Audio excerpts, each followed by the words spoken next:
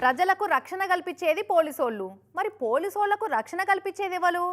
అగో పోలీసోళ్లకు రక్షణ ఏంది? వాళ్ళ చేతుల్లో లాఠీలుంటాయి, తుపాకులుంటాయి. వాళ్ళ రక్షణకు ఏ కరువు వచ్చింది, ఏడ కరువు వచ్చింది అని అంటారా? అగో గా యూపీ రాష్ట్రంలో ఒక పోలీస్ ఆయనకు రక్షణ కరువైంది. పాపం పబ్లిక్ చూస్తుండగానే కిడ్నాప్ చేసిర్రు వాళ్ళ కొంతమంది. ఎవరన్నా కిడ్నాప్ అయితే పోలీస్ స్టేషన్కి పోయి సార్ మా వాళ్ళని కిడ్నాప్ చేసిరు సార్ అని చెప్పుకుంటారు బాధితులు. కానీ పోలీసు వాళ్ళని కిడ్నాప్ చేస్తే ఎవరికి చెప్పుకోవాలా? అవు ఇగో యూపీ రాష్ట్రంలో ఒక పోలీస్ ఆయననే ఎట్లా కిడ్నాప్ చేస్తున్నారో చూడు.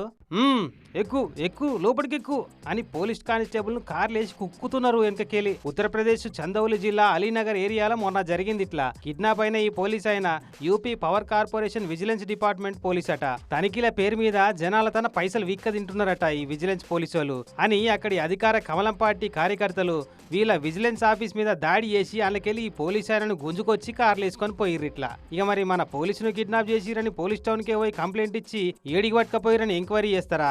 అక్కడి కమలం పార్టీ కార్యాలయానికి పోయి తప్పైంది సార్, ఇంకోపారి ఎసంటి తప్పు జరగకుండా చూసుకుంటాం, జర మావోని ఇడిచిపెట్టుర్రి అని బతిలాడుకుంటారా అని కారెడ్డమాడుతుండు. ఈ వీడియోను ట్విట్టర్లో పెట్టిన అక్కడి మాజీ సీఎం అఖిలేష్ యాదవ్ సారు.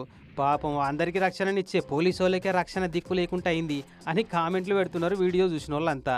అయినా అధికార పార్టీ లీడర్ల తెరువుకి ఎట్లా పోయిర్రో ఈ పోలీసు వాళ్ళు కూడా గాయంత ఫరక్ తెలియదా ఎట్లా?